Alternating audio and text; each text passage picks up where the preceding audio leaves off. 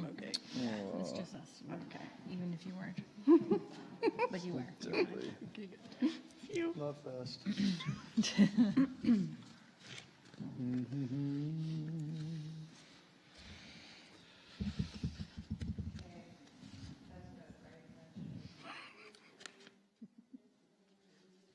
I love it.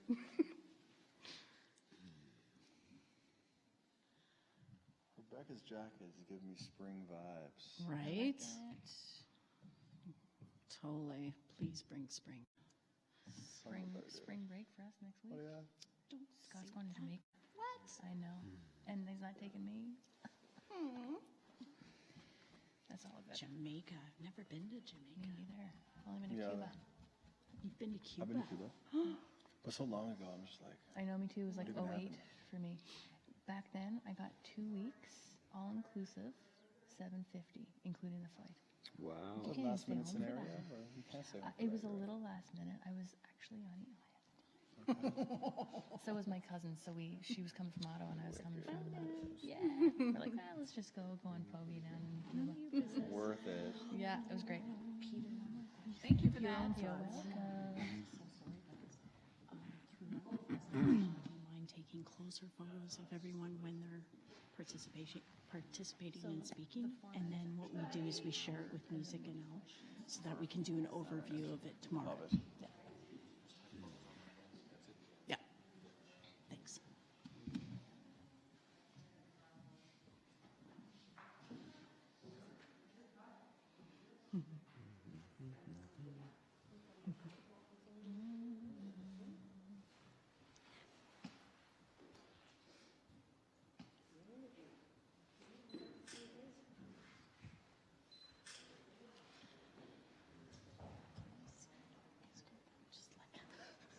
I know, me too. Okay, we're Luckily good. for me, We're safe. my thighs kind of melt together, so you really wouldn't see much anyway. No basic instinct going on No. over there? Not possible. Don't have the thigh gap, man. Mind the gap. Yeah. Oh, I love it. Oh my god. No, but it's so frustrating. It's so like. Yeah. They'll let you know when they're ready. Step, step, step, step, step, step. Everybody.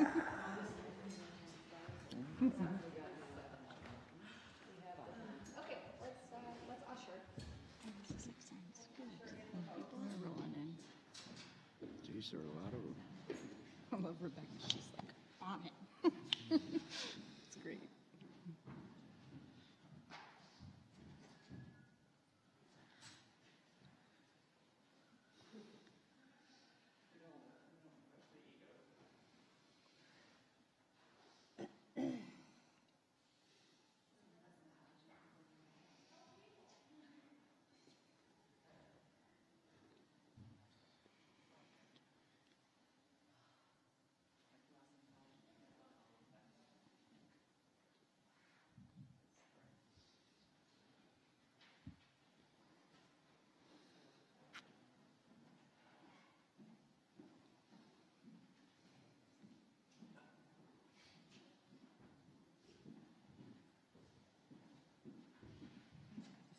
Like, I mean, I figured we can start in because what we start to is go over.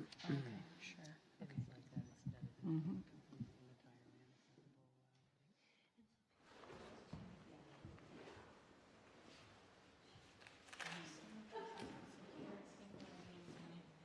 Is the live stream live?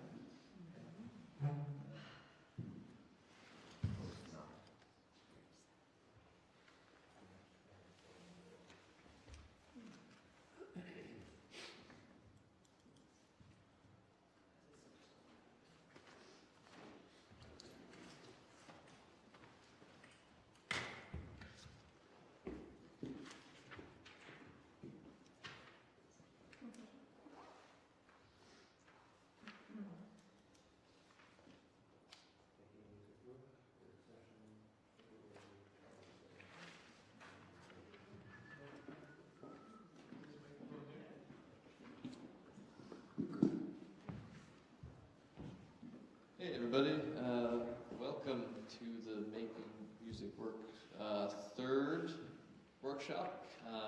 My name is Peter Smith. So I'm a local performing musician. I perform under the name Peter Willie Youngtree, and I'm the principal songwriter and front person of Youngtree and the Blooms. I'm also, more importantly, the newest-ish board member of the local CFM 820. So, we're going to get started here. We're excited because we've got a really great panel of people to put this off tonight. Thank you all for coming.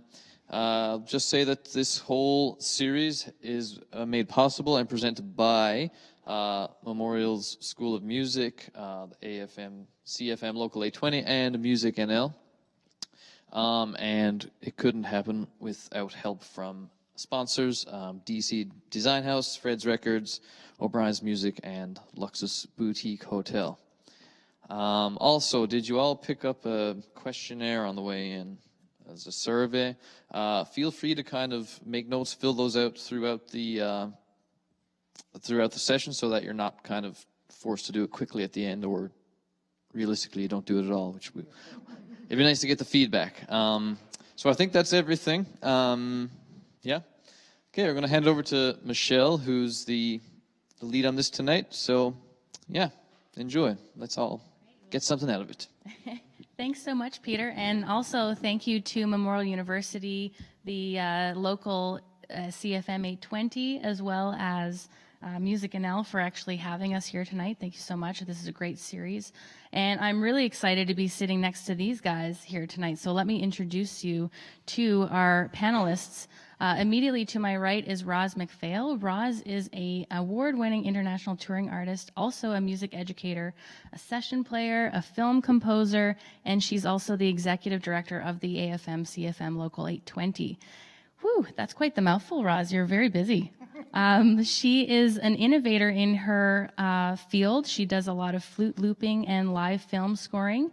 She's classically trained, and she's currently nominated for ECMA's Electronic Recording of the Year and has also been a 4-time nominee at this year's Music NL Awards in 2018, or last year's, I should say. 2019 already. Oh, God. She has a new record that she's preparing for called Get Your Flute On. She'll be collaborating with other flautists from around Canada, Europe, and South America. So thanks, Roz, for being here. Oh, thank you. Immediately to her right, we have Dahn Coady, who is the founding partner and creative director of the award-winning advertising and design company called DC Design House. If you haven't yet had a chance to work with them, please check them out. They're incredibly generous with their time and resources to our artist community. Donnie has been volunteering with Music NL and lots of other organizations around town for a number of years. I can't count how many. And for that, he's been recognized by the St. John's Board of Trade as Volunteer of the Year, and also twice by Music NL as Volunteer of the Year.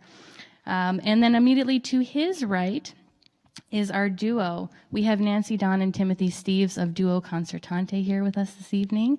They are also quite impressive people. They've been keeping a very busy touring schedule throughout North America, Europe, China. They have 10 commercial albums to their discography, winning Junos and ECMAs along the way.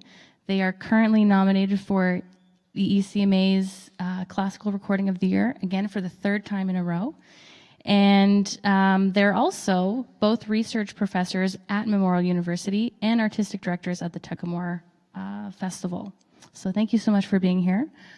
I myself am Michelle Robertson. I also wear a number of hats. I'm an artist manager with Kilbride Music. I also have my own company called Feedback Music Consulting, where I do artist consulting, grant writing, applications. I'll give you advice, whatever you want. And I also teach at College of the North Atlantic in their sound recording and production and music, business, performance, and technology programs. So I'm delighted to be here. And without further ado, let me explain how this panel is going to work a little bit. We're going to take the first hour for me to kind of put you folks in the hot seat. I've got a number of questions to ask. For those of you who will have burning questions, please keep them for the second hour. You can hang on to them and I'll open the floor, and at that point we will kind of have an open conversation. But before I even get to the questions, I kind of want to know, since we're talking about expanding our audience, maybe we can get to know our audience here tonight. So by show of hands, I'm going to ask you a couple of questions, and I just ask you to raise your hand if this applies to you. So are you an artist? Okay. Do we have any side musicians in the room? People who, okay, great. How about industry folk? Do we have anyone who works solely on the industry side? Or even in addition, as the industry side, okay? All right. Who is working in classical music? Okay. How about mainstream music? Everyone else, pretty much. And of the mainstreamers, do we have any jazz musicians in the room? A little bit. Okay. Folk? Okay. Rock? Okay. Pop? Wow, okay, lots of crossover genres here too. Anyone consider themselves urban or hip hop? Excellent, Brandon. Country? Loud music? And who has an album out? Good, okay, good. And is anyone currently working on a record? Okay, so hopefully those questions will help to inform us panelists in directing our information here tonight. And so my first question is actually, I'd like to start by asking both Roz, Tim, and Nancy about who is your audience. Can you tell us who your audience is and how you know that? Do you want me to begin? Okay. Sure, thanks, Roz. Wow, it's a tough question to answer because I feel over the years of my career, I keep changing genres. And I also find that I'm connecting to different types of audiences, especially as I travel all over the world and discover what people are into. But I would say that because what I do is quite unique, my music and my filmmaking really reach a wide ranged audience. And that makes it really difficult with branding, marketing, and social media. Excellent. And so how would you describe your audience for Duo Concertante? I'd say, I mean, the easy, most obvious answer to that is, a classical music audience, but that's actually not what we are striving to do. We're always trying to find ways to access other audiences through collaborations with different artists and different genres. We also are really invested in outreach and playing for young people. We're also really into commissioning new work, so we're into new music and all the various audiences that brings in. So we're always trying to think about ways to make that audience bigger. So. Right. So the reason I ask is because often when we're, trying to create a marketing plan and a strategy, the very first thing we need to know is who are we marketing to? And so when I asked everybody in the room what kind of music you play, that's kind of, it's a help, it's a start. But now I pose the question to you, Donnie, and how can we begin to maybe delve a little deeper into that audience and their demographics? How do we know who we're trying to reach? So I do a lot of work in marketing and communications and public relations planning, which as an artist with a deep musical passion, it's sort of like nuts and gum, isn't it? But ultimately, spending so much time doing that for corporations and not-for-profits and arts-based organizations of bigger, smaller sizes, the one thing that remains the same is the structure by which we approach marketing planning in terms of the segments that we work through sequentially that comprise the plan that you end up hopefully following. And these plans typically can run years long. Just because you rock the top priority tactics in the marketing plan doesn't mean that the second and third tier ones never get touched. You hope to get to those eventually. And so I say this because the most important thing that we spend the biggest amount of time doing when we get into marketing plans for any entity, solo artist versus professional corporation, is under the umbrella of research and planning. And so when we were asking our clients and working with them to describe who your ideal customer is, which, everyone says, everybody. And I'm like, no. And they're like, yes. I'm like, no. And then like 20 minutes later, I'm like, no. And it's hard because you want everyone to love you, don't you? And being an artist, we're already vulnerably set up to want that and feel the need to capture that, right? But research is polling, and research is focus groups, and research is a bunch of engagement activities that allow you to identify trends and leans in the demographics and the types of people that ultimately you can build a definition or a profile around. And so clearly we can imagine that for all intents, not everyone who is into country is into loud, per se. And that's like the very basic and the most high level fork in the road or segmentation that we can begin with. But oftentimes, based on a lot of back and forth and a lot of question and answer and polling and asking strangers and friends and people alike, and leaning on organizations and associations by which you're members of, you can end up really segmenting who it is that you're actually after, which becomes more important once you're executing tactics like you created a video and now you're uploading it to Facebook. And we all know that if you're doing sponsored, well, if you don't know, I'll say high level, that if you're doing a sponsored post, that you get to put that in front of the people in the demographic, psychographic, geographic areas that ultimately are already engaging with the types of content that you need to self-identify with.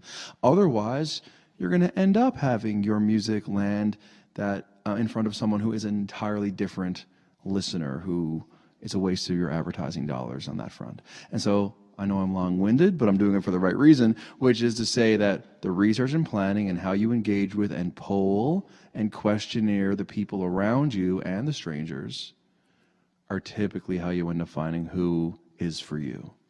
Right. So what are some ideas as to how we can begin observing who our audience is? So maybe, Roz, do you spend any time taking a look at your social media analytics, or do you keep track of anything while you're performing a show? How do you begin to do your research as an artist? That's a great And question. as a self-represented artist as well. Yeah, it is. It's so important. And I do study a lot of statistics with my social media to see who is grasping what I'm putting out there.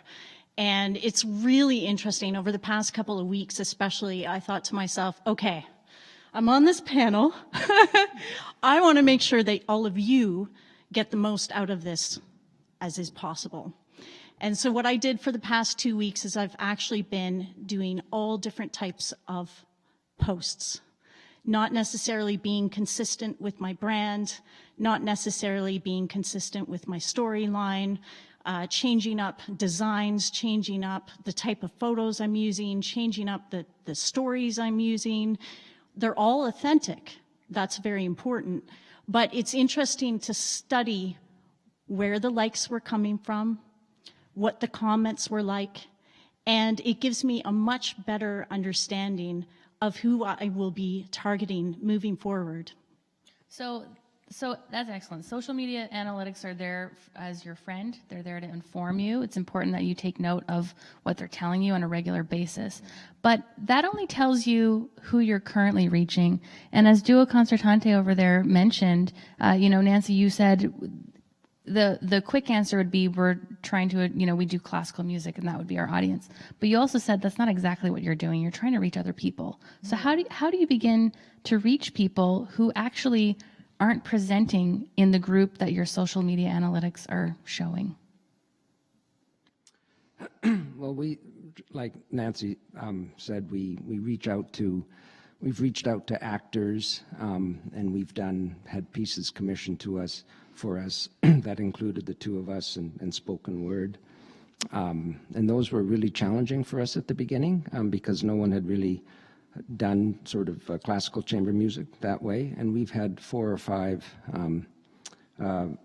pieces like that written for us. The other thing that we did, and we did several tours with 2 folk musicians, actually.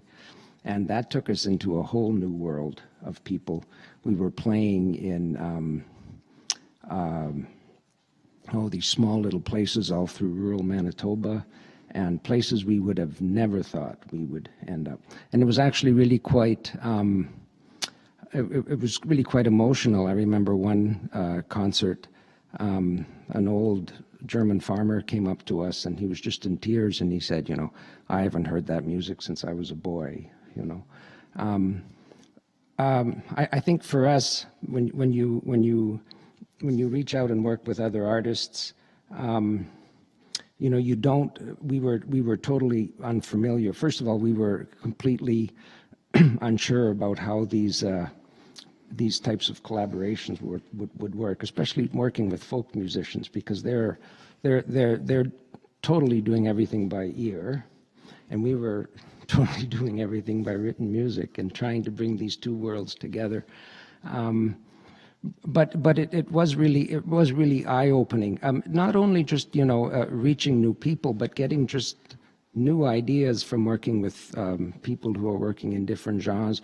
You know, how they promote themselves. You know, their strategies. It's really interesting that you know, marketing for musicians or for artists isn't just the same across the board. It's completely different depending on what your goal is. Yeah, what your goal is and the type of music that you play as well. I think for classical musicians, it's really important that we try to get rid of the stereotype that goes along with that. And, you know, so we've tried to, in our posts and things, show a side of us, show, you know, our life as parents sometimes, or just the crazy things that happen on tour, or, you know, whatever. Those are the posts that get the most likes and things. The ones where we're kind of, I think, showing who we genuinely are. We also work a lot with young people. I mean, we teach here at MUN, so we feel connected to that generation and excited about them and their work too. So, yeah, we're always trying to get away from any of the elitist or stuffy trappings that can go around classical music, and that's what we're thinking about all the time. So even though we want to know what our classical music audience is, in fact, in many ways we don't. We want to be trying to break out of that and appeal to others. So far I've heard from our panelists the idea of research, getting to know, you know, what you're dealing with already, and also being creative, how you can begin to collaborate with others to maybe tap into some demographics that you didn't even know would be interested in what you do. And I wondered for Donnie, maybe you could, you know, there was the beginnings of forming your story. So this might be a great time for you to chime in and tell us, what is a story when we're talking about marketing and branding? I love it. Before I go any further, I do want to say or get some energy from you about the fact that it's only when you feel, do you agree, that it is only when you feel like you gain traction or a confidence in where you are that your goals or aspirations evolve and change? Example, would you say that several years ago that your goals were maybe perhaps more fundamental or primary than the goals that you now have, which are to expand and to challenge the boundaries of the box that you maybe years ago were hoping to look back on having achieved?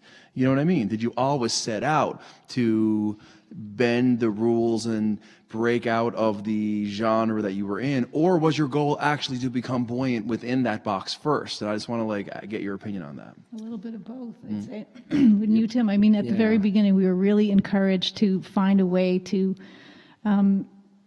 stand out a little bit in a field of classical musicians, and so that's why we started commissioning a lot of new music, just so that was, because that was the only way we would get played on air, is if we had a new work. No one would play us playing Beethoven sonatas at that point because we were totally unknown. Right. So we had to do some of that. Right. What were you going to say? Well, I was Tim? going to say we were actually challenged to work with musicians in different genres. We had been talking to the Arts and Culture Center, and we had said, you know, this was right at the beginning. And we had said, well, we'd like to do an Arts and Culture Center tour. And he says, well, you know, classical musicians touring around Newfoundland, you know, I'll see what I can do, but what if I pair you up with people? And that's it. So it was I mean, we learned so much from that tour, and that was kind of the genesis of the whole thing of collaborating with other artists and doing all this, because I guess somebody had the wisdom to tell us, that's what you're going to need to be doing. Right. So, Donnie, before you get into the story, then I just wanted to maybe summarize that with a key word, which is recognizing opportunity. That's also very, very important to expanding your audience. So, with that, maybe you can share. Will. Yeah, I guess that moment was just to acknowledge that oftentimes when you look at, and again, not to be like the lame person in the room, I'm a musician, I'm a songwriter, I'm an entertainer in a bunch of different ways, so I don't want everyone to think I'm just sitting inside the marketing man box here, you know what I mean? But I do think it's important to understand the evolution of artistry as it pertains to industry, which is get known for doing what you do and then immediately try to break out and expand beyond that once you reach that first sort of moment where you're like, okay, in the arena of what I do, I'm gaining traction, we are getting regular types of work, we are buoyant, we are recognized in our specific lane, and now we can start to diversify and expand outside of that box that we built for ourselves. And thank God we were able to build that box in our phase one. That's sort of the moment, right? So in terms of the narratives, Ogilvy is one of my marketing heroes, and he said a decade ago that it's no longer about the products we sell, it's about the stories we tell. He rhymed too, imagine. He was a marketer, didn't even know. So ultimately, as it pertains to your question, I often find it's my favorite part of what I do is to meet with an artist or anybody and really figure out what makes them unique. And 90% of the time, they will come to me with their idea of what it is that makes them unique and stand out and special and valid in what they do. But it's in between those moments, and it's the thing that they say as they're on their way to the bathroom or filling up their coffee cup or walking out of the room that sets me on fire. I'm like, what? There's someone watching tonight. Here's an example. I'll name no names. She's watching tonight remotely. A Newfoundland artist who is up along, doing great things. And she's the best, and I love her so much. And we had talked so much about her story and what made her special and such. And one night, just in passing, oh yeah, by the way, I'm Aboriginal. I'm like, what? And what is Aboriginal? Of course, I'm sure 70% of us in the room here can trace ancestry in those regards, and it's amazing. But once that came to light, that was not in her view of anything that made her empowered or different or special or unique strategically or otherwise. It was a happenstance. But once you think creatively and strategically about the power of that narrative, that story, all of a sudden, there she is with Aboriginal hits across country and being nominated for Aboriginal awards across the country. And so I suppose to zoom out on your question, it's oftentimes what we think makes us special and unique may or may not be the thing that actually ends up strategically moving us forward. And so it's fascinating to think about that. And I have a questionnaire on our website. Any artist or person that we consider working with, we ask them 10 questions. And it's through the answers of those questions that we ask that often I start thinking and wondering, and then once we meet, things start flowing and going. And next thing you know, something that you never would have thought made you the special artist and person that you are is blaring in the light. And so that's the gift of being able to articulate your story and to work with someone, and it's not me per se, any creative writer, any type of creative person outside of the songwriters and lyricists and musicians that you may be already, collaborating to carve out that story is worth the time. Yeah, the bio writing is one of the hardest things you'll ever have to do. If you've ever had to write a biography, you'll understand this already. I have a student in the room, and that's one of their tasks. Hopefully you finish it, yeah? And we talked a lot about this, and they were really concerned, like, my biography is going to be boring. And I said, yeah, it might be boring right now, because the task is just to think about what you've accomplished in your life. And once you have a handle on that, I would suggest that maybe you reach out and do exactly as Donnie has said, and bounce those ideas off people to find out what do they think is interesting about you. So, Roz, how did you start to craft your story? And what is it that you've discovered is the most, interesting thing that people are really latching onto? Wow. And once again, it's always evolving, right? And I love the discussion that's been happening here because I completely resonate with everything that's being said. One of the things, especially for me, that I didn't really think about before, but now I'm really starting to think this way is not only how do I see myself, but how do others see me? And so I loved what you just said about that artist you were helping, because it's true. We have to tap into the people who really dig what we do and find out how do they see us. That's a really big one. One of the things that I've worked a long time on is trying to find my own voice and trying to really build my confidence in my own voice. And I find as I build my confidence and as I find my path, all of a sudden, all of this stuff gets a lot easier to do. And so things along the way that I've experimented with is, what am I going to look like? What am I going to look like on stage? I first started when I was first starting to get on the stage as a solo performer. I would wear striped stockings, or I would also wear striped leg warmers on my arms. And I noticed that everybody would recognize that and they'd be like, oh, you're the girl with the stripes. And it's funny because now when I go to perform, I have a little bit of a different look that's developed since I got sponsored by Gemeinhardt Musical Instruments. And what I did is I picked their colors. They're red, white, and black. And I wanted to make that look classy. And I wanted to make myself on the stage always look like I'm a part of the Gemeinhardt family. And so that's how it's kind of unfolded. And the same thing, I performed a live score for a film called He Hated Pigeons. And all of the color scheme of that film also had black, white, and red. And now this necklace is always something that I wear when I perform. And it's another thing that people really recognize.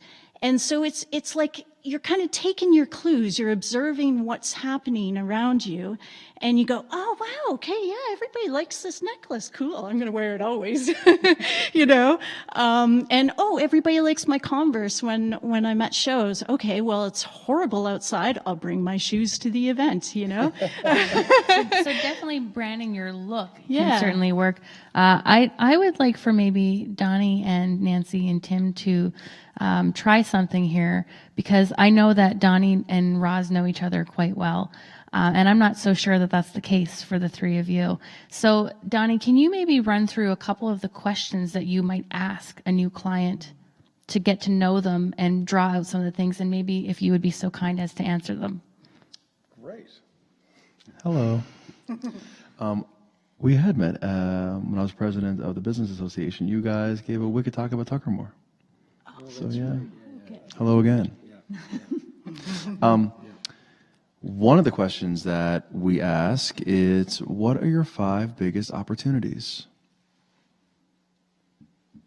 I know, it's Guys, a bit more. I've Maybe we'll say 2. 100% put them on the spot here, so I'm really sorry about that. How about 2? We'll say 2 for fun. You mean opportunities we've already had or that we're looking to do? Opportunities are things that are upcoming for you that you're excited about the potential of.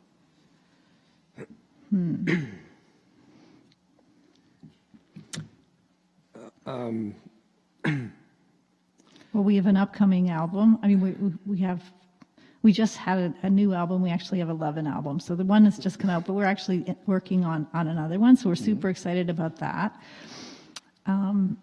We have some new commissions coming up. There's lots of upcoming recitals we're very excited about. I mean, we're I going think to BC. I was going to say, the thing we're deeply excited about all the time is the music we're playing. So thinking about opportunities seems a little weird in some ways, though I know we have to think that way. But the honest answer is that we're really excited about playing a certain piece or just practicing together a certain piece or whatever. You know what I mean? So If I could just I don't mean, I'm going to answer your question, but based on everything we've been talking about, and I just wanted to say that when we started out, we had a dream of the music that we wanted to play, and then we were told, well, okay, but so what? No, you're unknown, and so we were encouraged to do all these wonderful things with actors and folk musicians, and we toured and we commissioned music. So if you had asked us that, 20 years ago, I would have told you all of these wonderful things that we were going to do. But now, after we did that for 10, 15 years, and finally people started to ask us to play the music that we had originally dreamt of playing. It took us 10 years to get our recording company to listen to us, and then finally they came on. So Nancy's right. Now we don't think so much about opportunity and we still do all of these wonderful, crazy things that we did 15 years ago with all these, and we've learned so much from it, and we're more versatile, we're more spontaneous because we're not in our old classical music box. But now Nancy's right. We just love to play this music that we've always wanted to play, and we especially love it because people kind of, we think, like to listen to it. So that's gratifying for us. So I don't know if that answers your question, but I think it's amazing because guess what we don't do as artists, especially in the professional arena? We don't take stock. We don't congratulate ourselves for how far we're coming and the things that we've done and the dreams that we've made come true. We don't do that. And that's a people thing. And so... And I wanted to say that, what we're really thankful for through this whole process are the relationships that we made with people. Because it wasn't just, you don't just get here doing what you do, is you constantly build relationships with people. You build trust and you share, and that's what pulls you along, really. So, that's amazing. Yeah. I guess the only other question, just to cap the question point, is where do you want to be in a year? On holiday or something. You can answer that. well, kind of where we are now, but just doing a little bit more of what we are doing, like continuing to tour internationally and hopefully getting recognition for the work we do, and hopefully continuing to inspire young people and have music written for us, especially. I mean, all the things we're doing, it's almost as much as we can possibly handle. So to think in a year, I want to do, take this step even higher, like that's a little scary, actually. So I kind of put you in this really on the spot experiment for a reason, and that's exactly to get to the point that Donnie made, which is we often don't take stock of what we're doing, and we kind of think, okay, this is what I'm creating, this is what I'm doing, but do we ever really pay attention to how people are interpreting what we're putting out there? And when it comes to branding and marketing, it's actually a process that you have to go through all the time. So anytime you're starting a new album cycle, for instance, this is the time to really think about how you've changed since the last record that you put out, and who am I now? As Roz had kind of mentioned, her look has changed a lot. Fundamentally, she's the same person, but perhaps she's found interesting ways to share her personality with her audience over time.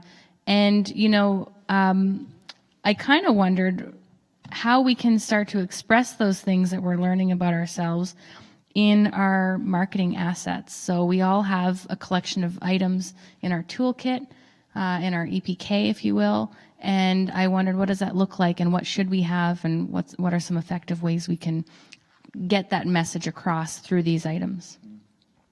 Anyone in particular would like to chime in there?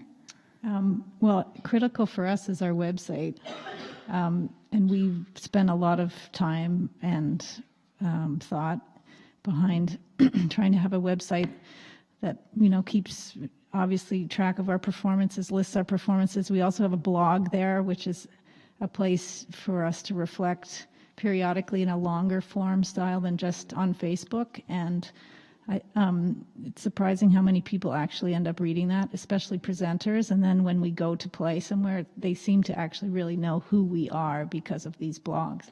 I'm so glad you said website first, because these days a lot of people are actually stepping away from the website and in favor of just social media and maybe a landing page. And as an industry person, I cannot stand that. I really can't. I want to know everything about you now. Well, Yeah. The website's a really good place to store stuff as well. It's Yeah. your archive. Right, It's that's what exactly. you need to have. Yeah, Facebook and that's all terrific, but you just can't. It doesn't have that same. It's good for us to be able to go through things and see what's there, what we've done, and Yeah, so it's all our crucial. albums are there. Yeah. We've got music there. We have videos there. We have our media kit there.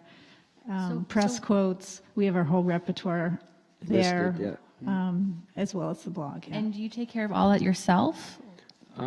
Yeah, well, We yes, had the site built for us. so that we could do it. It took so the last restructuring of the website was about 2 years ago, and they did it. There was an agency in Toronto, and they did it so that because we found we were changing stuff all of the time, and it was always a hassle to phone Toronto because stuff wasn't working. So they rejigged it so it's all, we can do it all now by ourselves. And Roz, I know that you actually, speaking of opportunities, take advantage of several opportunities to showcase and go to conferences. So what's in your toolkit when you're going to something like this? How are you marketing yourself to potential buyers and fans? Yeah. The most important aspect, I agree with the website. It's so crucial. And when I hear artists saying that they don't need a website, it makes me cringe. Because you have to think about all different aspects of the music industry and make sure that you're providing the tools that they need to help promote you, to help market what you do, and to help support the process so that you have people in your audiences.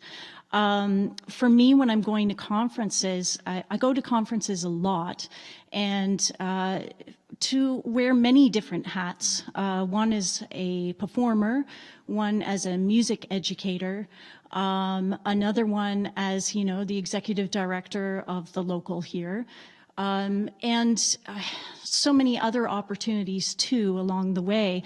So I'm always having to wear different hats, and we all know that, right? I mean, that's why we're here right now, because we're trying to wear our hats, being the best experts as publicists and as all different areas that we do. So when I'm at conferences, it's hard to, it's expensive. It's expensive to get all of that promo material ready. And it also goes out of date so fast. So what I do is I try to keep it on the cheap, and I brought a few things with me. So one thing I always bring to conferences is postcards of a really gorgeous photo that is kind of selling what I do right now in my career. And I put a quote, a reputable quote that really describes my sound, my look. I also put a bio and highlight the things that I'm really proud of, things that I think will kind of make me stand out to buyers. And then in order to keep it really cheap, what I'll do is I'll get this postcard printed with tons and tons and tons of copies. And I'll actually create little labels with my showcase times, rooms, and anything that I want buyers to see at that specific conference. And this helps huge, and I just stick them everywhere. And the cool thing about it too is when I'm meeting people, I'm like, hey, do you want a sticker? I've been marketing my new album for the past 2 years. This is the sticker, and the album's going to be called Get Your Flute On, and it's with a bunch of electronic music producers from all over the place. And it's kind of I'm hoping it's my breakthrough album, It's something to do that's like totally different. But I know that people don't want to put the sticker on their laptop or on their flute case or wherever they're going to stick it. If my website is like totally out there in a majorly obnoxious way. So when you get closer to the sticker, my website's there. It's very subtle. And when I'm touring, I actually stick these stickers everywhere, and I take pictures of them and I put them on my Instagram. The other thing I do is I use another label on the back of the sticker with my Twitter account, my Instagram, and my YouTube, because those are the 3 things that I'm really proud of. On my business card, okay, I couldn't fit all the information I wanted on the front, and I don't want to pay for 2 sides of a business card because that makes it expensive. Here we go. Here's my Twitter, my YouTube, and my Instagram on the back. Just stick a label on it. It's cheap. It's a really great way of getting your name out there. And that's definitely true. A lot of us, when we start out, we don't have any money. That's the reality of working in the arts. We do it for the love of the art and not for, the big dollars that necessarily don't come with it sometimes. So marketing can be really tough. Donnie, what in your opinion are some of the most effective marketing tactics and assets to have in your arsenal? I love what you just talked about. Everything. It's like I'm drooling over it all. I'm going to widen the net to your question, Michelle, for the right reason. What we're talking about now is creative courage. Okay? That's what we're talking about. And I attribute that catchphrase to Elling from Impossible NL, who is from the Overcast and the RPM Challenge, which ends in a couple of days. I've done 3. It is madness. Creative courage is being willing to walk out on that stage with your unique get up. It is being daring enough to show a picture of yourself looking in the mode and to spread that around everywhere. It's all about getting the stickers on the laptops and passing them out. It's about the business card with as much information as you can jam in as many hands as you can jam it into, with the recency moments of the labels to make them as effective as possible. Because guess what? We got a problem. We're artists. And so we have this internal dialogue that I often call it the hipster aesthetic, which is we're allergic to making people think that we give a shit. We're shit-baked that we're going to show up on purpose and that they're going to be like, meh, and then we're going to be destroyed. But let me tell you what. Anyone who dares to dress the part, to create the things, to ask for the proverbial cup of sugar that no one's asking for anymore, even though we have more channels by which to do that than we've ever had in history, is going to win the game. And that's why I say it's about creative courage, is what it's all about now. Because you can sit in your room on your recorder, your guitar, and you can write the epic opus, and it can be amazing.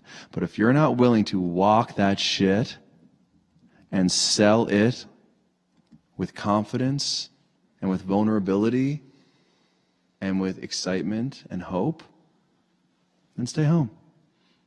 And that's what we all need to think about as artists, no matter what we do. Because you're going to get to that point eventually where you got to own it and work it. And actually, that brings me to a really good point. As a manager and a grant writer, I actually have been very privileged to see what a lot of artists around town are doing. We have an excellent artist community here who are doing fantastic things. It breaks my heart, though, that a lot of people beyond the confines of Newfoundland have no idea about what we're doing. And in my own estimation, I believe it's, because when we're creating something, we get super excited about creating the product, and so we spend all of our time and all of our money simply creating the record. And then we have nothing left to actually market it. So it actually ends up kind of not going anywhere. So my question to the full panel is, how are you spending your limited marketing budget, and what's been the most effective way of doing so far?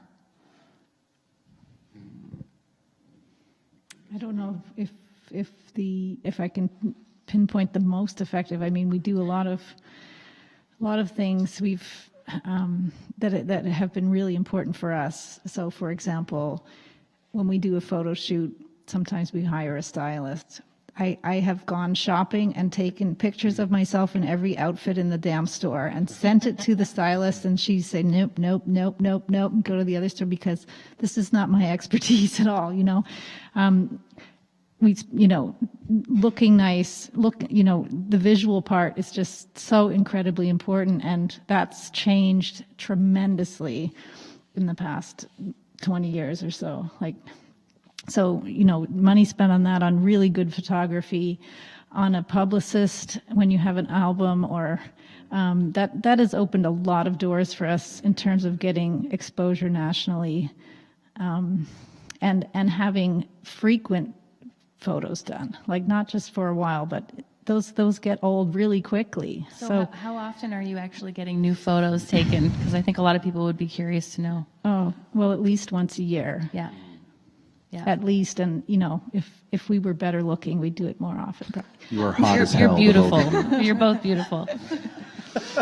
And any other ideas as to how we should spend our marketing dollars effectively? Sorry. I was just going to say the publicist, we didn't start using a publicist till, sort of late in the game, and we thought we could do most of it ourselves. But a good publicist with the right connections can really get things through the door and into the right hands. And again, it's because they've taken the time to build the relationships that you wish you had. But that's what you're paying them to do. And you don't just walk up to they will vet you pretty seriously. They want to know a lot about you and who you are and how serious you are and all of this. But it is expensive. But if you have the money, if you're able to get a grant to cover some of these expenses, and most project grants or recording grants that you get, there is money put aside for marketing. And They vet you, by the way, because that's their reputation they're putting on the line by reaching out to their contacts. So they want to be certain that what they're bringing, all of their media contacts, is quality and falls in line with their brand. Otherwise, it's going to ruin their reputation, and then no one gets effective coverage. So. You or me? Go ahead. Thank you. I'll go after you.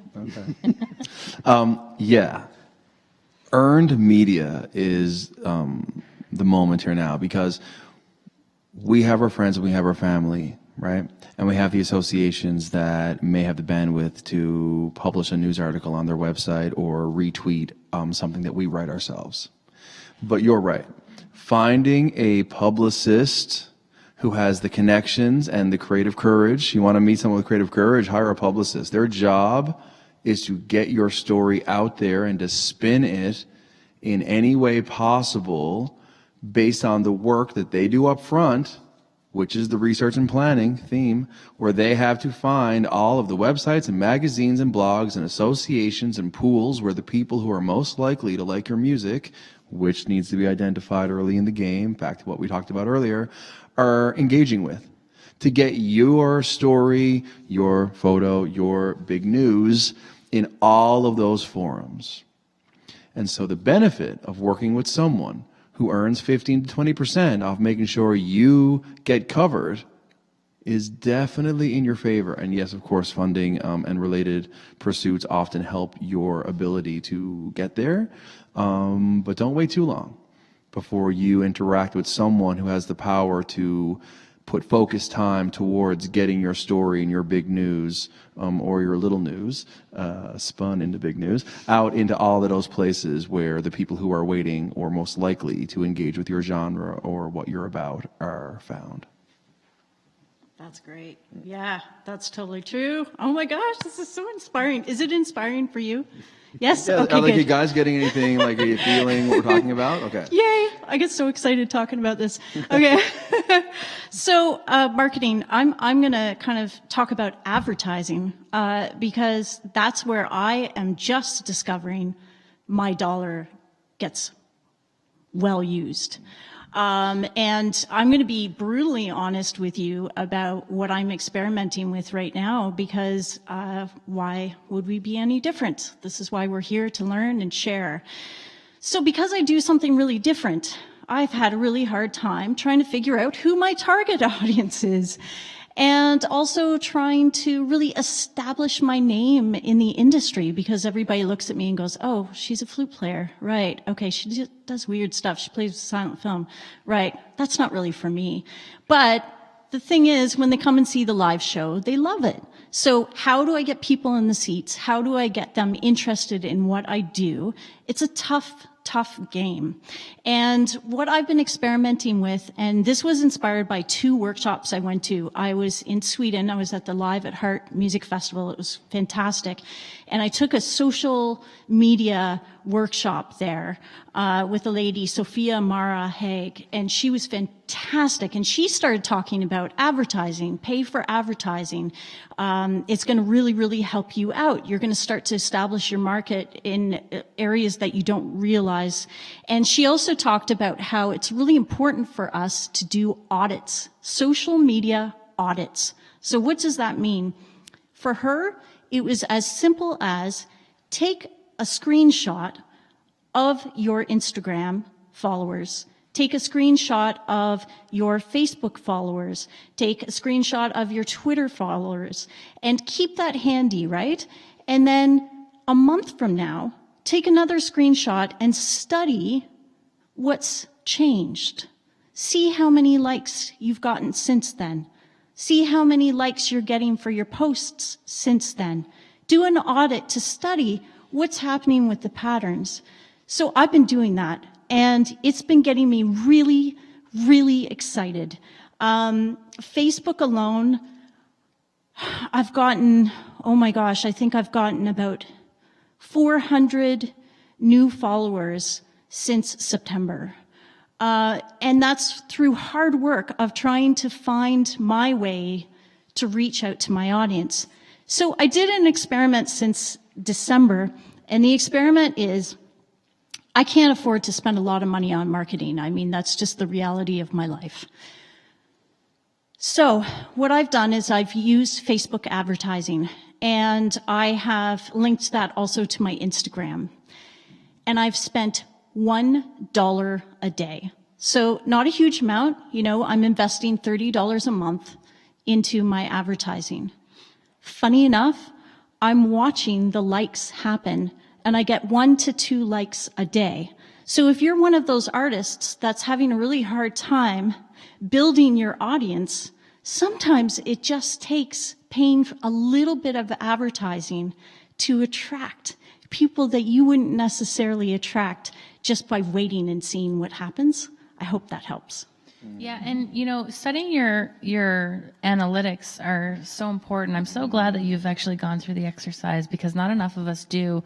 I work with another manager. She's actually OCD, but it's inspiring. Like, I wish I was OCD sometimes, because the amount of data that she collects on behalf of her artist every month is incredible. She can go back years and tell you exactly what her numbers were in September, December, January, all of the months, and see how it's climbed.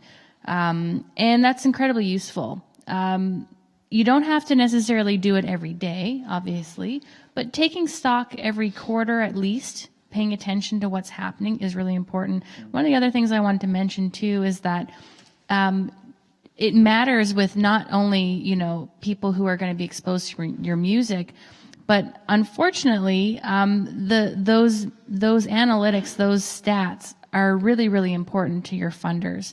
We're incredibly lucky in Canada to have incredible funding available to us, but they have markers that they need to hit all the time. So Music NL, Factor, Arts NL, they have to make sure that they're spending the money the government gives them wisely. And, you know, the way that they determine that is by looking at your growth as an artist, and seeing, do you even have a marketing plan?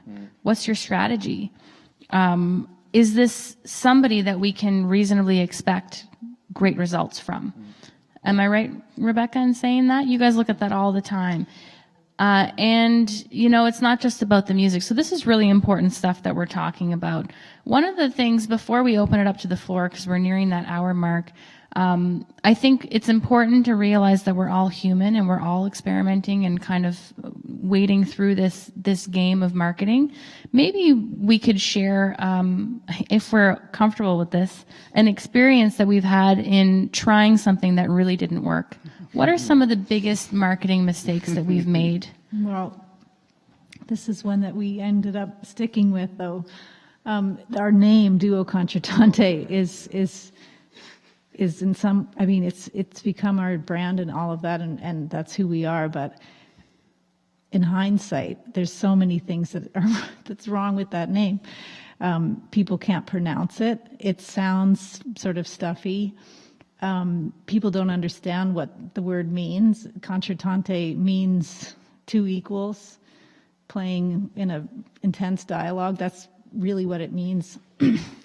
But of course, no one's going to know that. So, why? What were you thinking? I was in a CBC interview and they asked me to spell it and I misspelt it. I stumbled over it 3 times. And I mean, anyway, and we were 10 years down the road and our agent said, can we change that name? Can we just change it to Nancy and Tim? Or I mean, that's what we should have done. Just been like Sid and Nancy except Nancy and Tim or whatever. So I would go to the conferences and I kept the name tags because they always spelled it wrong. Yeah. It was just dude concert. Yeah, they'd put 2 T's, 3 C's. It was just ridiculous. Yeah.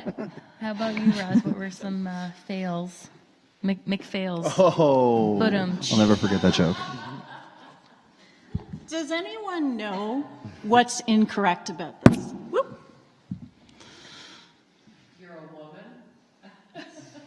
Oh, thanks, Rebecca. What's wrong with that? Why would that not be current now? Do tell. So I do a lot of teaching in schools, doing music workshops. And I forgot about my younger audience. Here I am, I've got the first Flute Girl Twitter account. I'm the only flute girl on Twitter. That's pretty awesome, right? This one time at band camp? But no, that's actually not what it was. Oh, my bad. I'm advertising. I love That's that. okay. I get that joke all the time. So no, what it was, and I have to get the sign changed, is because everybody assumes it's my Instagram. And I totally forgot about that. So here I am going into the schools and everybody's taking pictures with their phones and they're actually linking the flute girl who actually has Instagram. And so it's been a huge error on my part. And that's why I have to get a "Get Your Flute On" sign for my Instagram. So that's been my big error, is that sometimes it's really hard to keep on top of the trends that are happening in social media. And we have to constantly be on the ball and constantly be reinventing the way that we're approaching social media. Awesome. Donnie, how about you? Some fails. Oh my God. Cannot. I will say that the biggest fail anyone can make is thinking that Facebook is a scrapbook that people are dying to get at. It's a pay for play. 3 years ago, 4 years ago, yeah, Facebook might have exposed your content to 60 to 70% of the people who have previously liked your page. Now it's less than 10%. The algorithm is consistent. Facebook is not trying to expose your stuff to anyone, but they'll do it if you pay.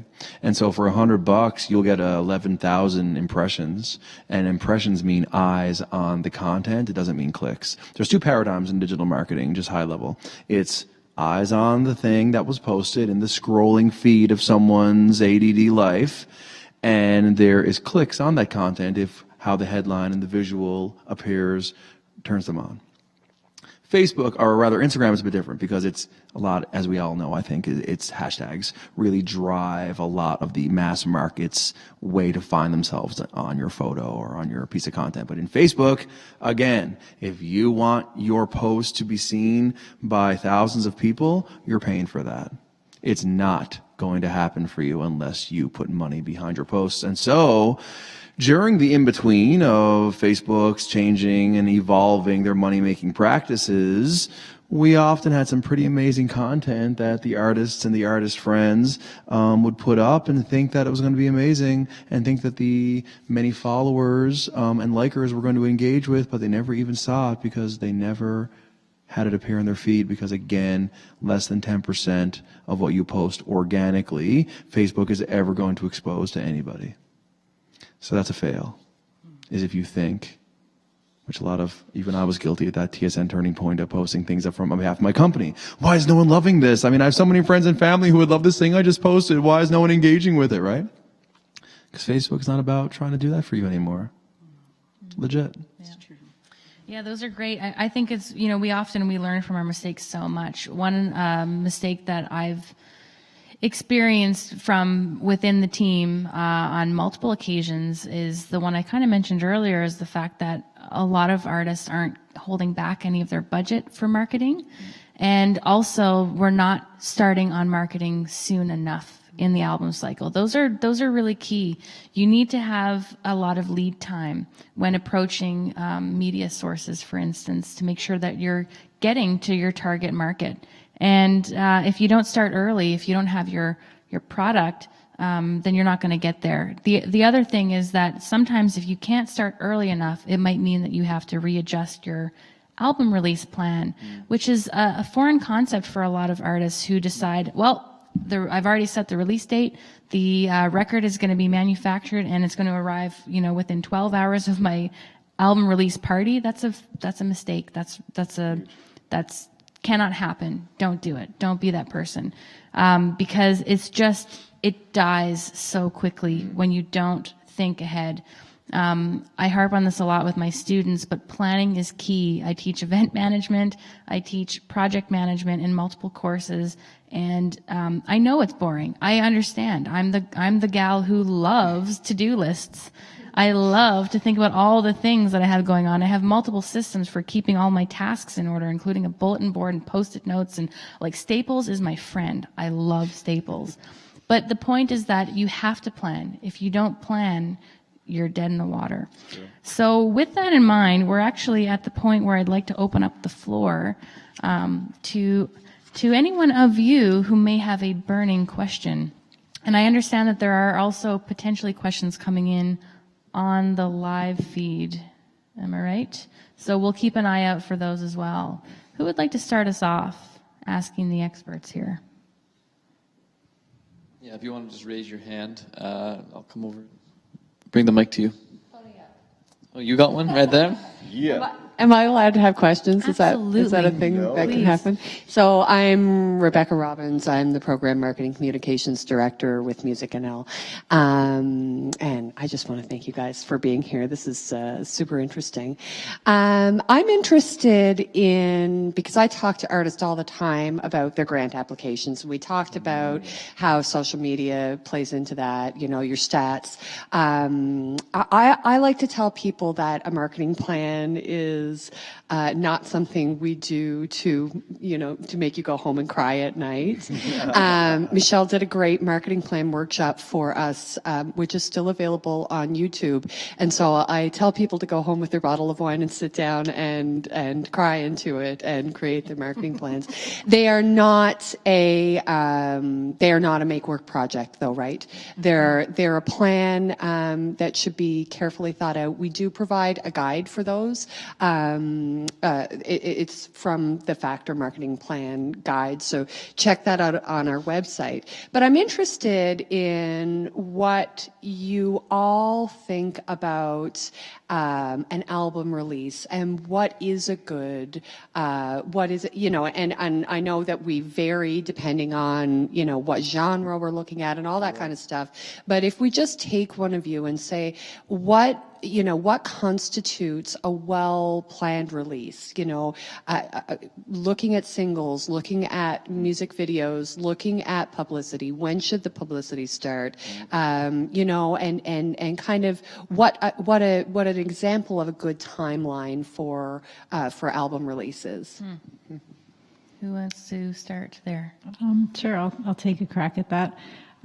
So we usually work with a publicist when we have an album coming out, and we also try to have the album come out in conjunction with some kind of a concert tour with performances, because it's incredibly important to be selling discs from the stage. That's a huge part of our sales. We also make little teasers, promos, videos, where we might show part of the album or part of the performance or talk about the exciting things in the album. And that really helps draw interest in both the concerts and the album. And then the publicist helps promote the album to radio stations and reviewers through their contacts and things like that. Am I forgetting key things? One of the other things that we did, which really worked, it was a fluke when we did this, but the big thing I guess for all recordings are the liner notes. And in classical music, the liner notes tend to be pretty extensive. And we did something new one year. We had a colleague of ours interview us and put them in the liner notes. And then what happened was a lot of the press took the interview and incorporated it into their reviews. So there was like an extra level of depth. They got more information about us, about who we were, what we were thinking when we recorded, and it actually really, really worked to our advantage to do that. It was sort of a pre-written story for them, these liner notes, which were an interview all about the recording and why we chose these pieces and why we love them and blah, blah, blah. And so it was all right there for them, so many people just ran with it. So we got a lot more reviews because of that, I think. Awesome. Donnie, any thoughts about timeline or proper release tactics? Lots. But I'll be short on this one because I don't want to be too much. We are living in the age of the tease. It is about tease me, tease me, tease me, and edge me, edge me, edge me. I don't care how you take that statement. In fact, I know how I want you to take it, so please take it that way. Because the more intrigue and baiting and curiosity you can evoke is going to be worth it in the end. And if you think you're just going to go blump, here's my album, no, that's not how it works now. And you'll notice this if you go into the streaming sites and the places where you download and listen to music in general, the platforms that be, and the artists that are making waves right now are the ones who you will be on Instagram in March. I'll just use random months. And all of a sudden you're seeing a quick little coming soon moment where it's like, okay, this artist, this weird little still frame photo or this animative loop. And all of a sudden you're like, oh, maybe something new is happening with this artist. And then it's April. And all of a sudden you're seeing more of those. And all of a sudden you're seeing a lyrical video come out for a song. And then you immediately jump into the streaming platform where you know the artist typically has their music uploaded and you don't see anything. You're like, And then it's later in that month, and all of a sudden you see that video again, and you see the caption and the link, and you go back to their page, and you see that the album's there, but there's only one single that you can listen to. So of course you listen to it 13 times, because there's only one song to listen to. And you're watching the video, and you're sharing it around, and you're talking about it with your friends, because they might like the same artist. And now it's a month later. And you go back, and guess what? Now there's another song uploaded that you can listen to. So you're going to listen to that one a load of times as well. And now I'm seeing this tease get even crazier because now it's later in that next month, and now there's a third song. Oh my God, it has a star next to it, and I can listen to it. So now there's 3 songs over 3 months that I've listened to a bazillion times in anticipation of the album that finally comes out after I see the post that says there's a tour coming up and they're playing at this music festival and this and that and the other thing, because the publicist behind the scenes has been getting all these opportunities going for the last 2 years. The album's probably been done since December. And that is what I'm talking about. That's the tease. Yeah, it's actually funny because when the recording industry started back in the 20s, labels were putting out only a single at a time. And that's actually how we got the name album, right? They put out so many singles that they finally would release them as a complete album of individual singles. And so somewhere along the line, the bands just started releasing albums as a whole. Totally. And we got used to this idea of listening from the album from start to finish. Yeah. People aren't doing that anymore. So we've actually reverted back to the original system by releasing singles. The problem is because we have such short attention spans and we're releasing things one by one, the marketing becomes so important. because you have to have something to support the release of that audio clip everywhere you go. So it means that you have to have, updated photos, as you mentioned. In some cases, you're having little mini album arts created for the singles. You have a different piece of art for every single sometimes. You also have a video. You might have multiple videos. You have the teaser video. You have all the posts. You actually engage a publicist every time you have a single coming out sometimes. And of course, you coincide that all with the tour. So the whole purpose of marketing this is not to get people into HMVs to buy your album, because guess what? HMV don't exist anymore, right? You do want to push them towards those platforms, but ultimately you're trying to make money on ticket sales. And when they come to your shows, you've got them in the door. They love the music. They're already listening to it on Spotify or whatever their favorite platform is. So now you have a new marketing asset, which is the merch. And the merch is great because not only is it a moneymaker for you, but it goes and further promotes your record because you have people now wearing your t-shirts, and that is helping to bring your name, your brand into new environments where, you might not have reached those people before. So the timeline thing is key. One other thing that you touched on is the marketing plan and how upsetting it is to sit down and try to write one. I do grant writing a lot, and I'm happy to do it for anyone, but I do think that it's really important for artists to spend some time developing their own marketing strategy on their own, because it's really, really difficult to do. You should have an understanding of how difficult it is before you start consulting people who really know what they're doing, like Donnie over there. Also, it's not just something you include in your grant proposal.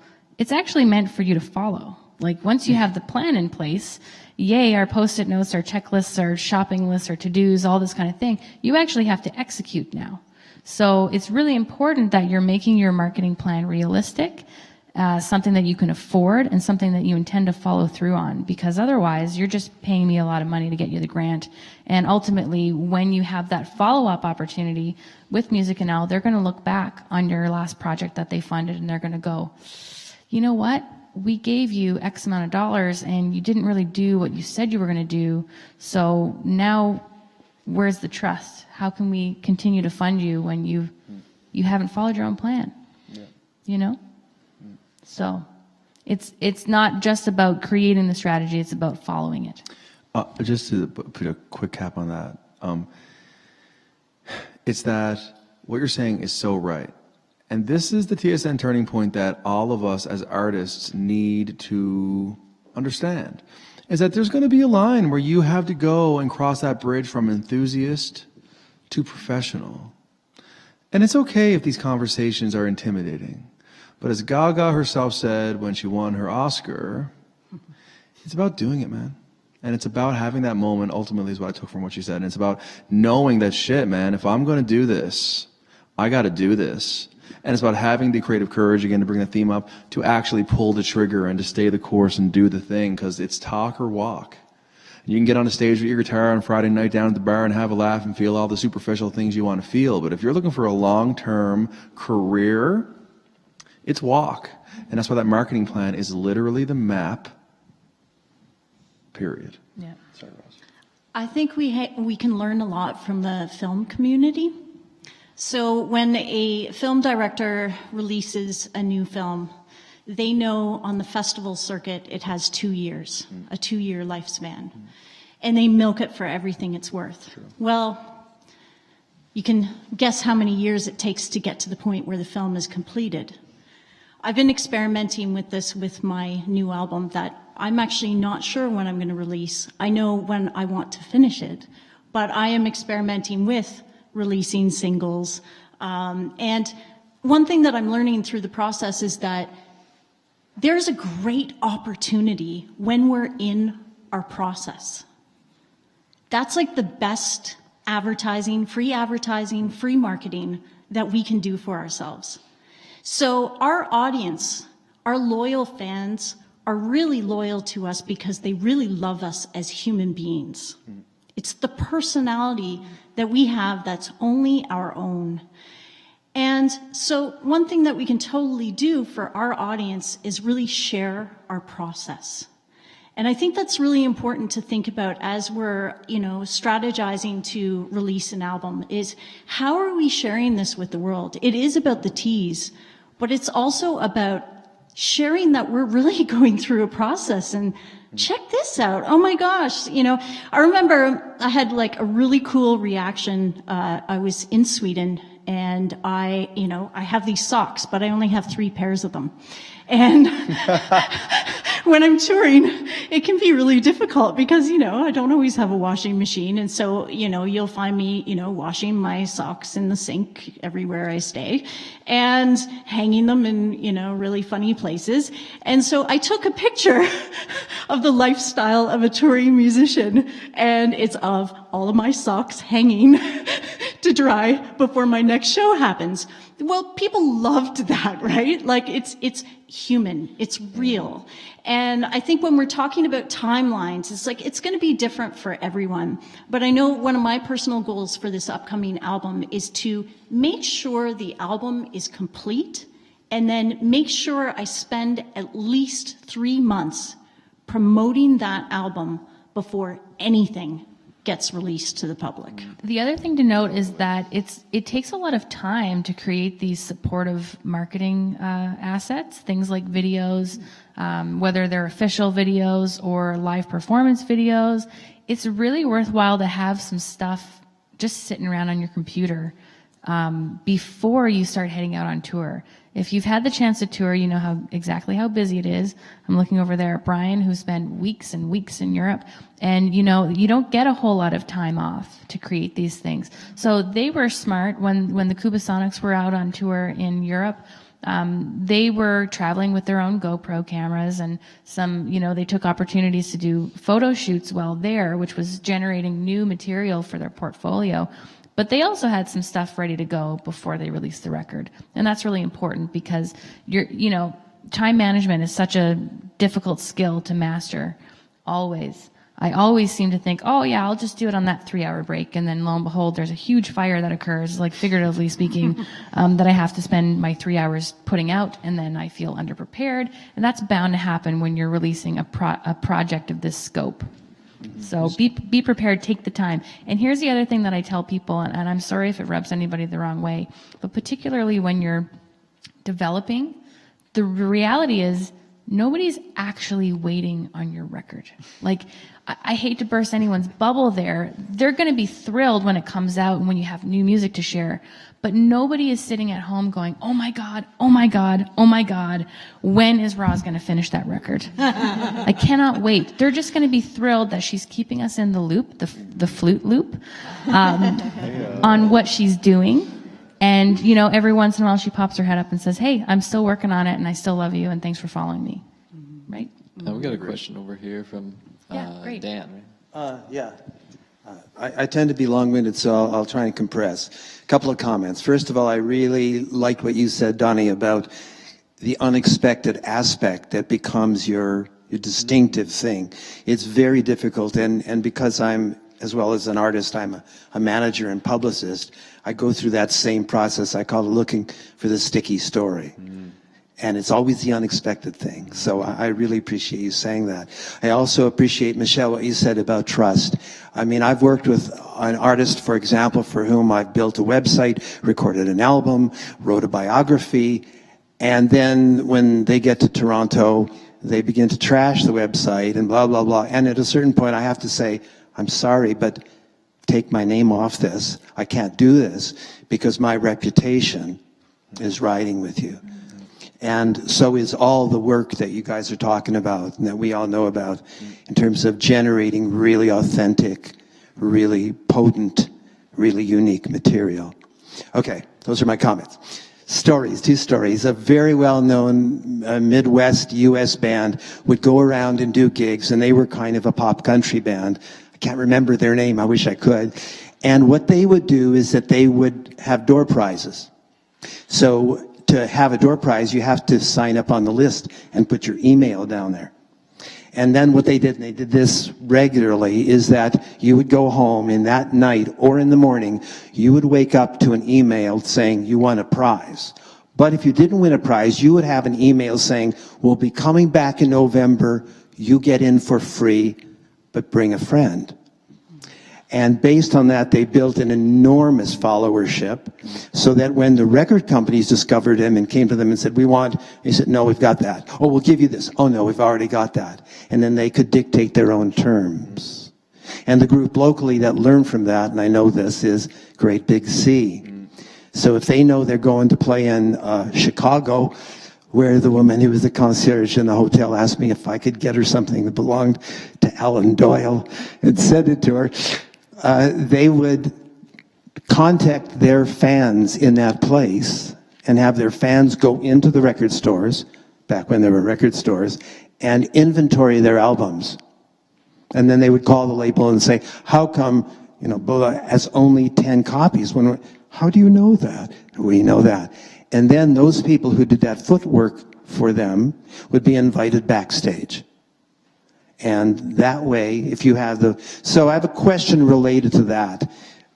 You got the sticky story, that's you. You have your demographics, that's your audience, more precisely defined. They know who you are, even though they don't care if your album's coming out. Sorry about that, Roz. And to me, it's more important that you know who they are. I mean, specifically who they are, from those two stories I told. So I have a question. The question is, how do we do that? How do we build a two-way communication with our foundation of support, our audience? Okay. I got something there. So loyalty, right? A loyal fan base. So important for us.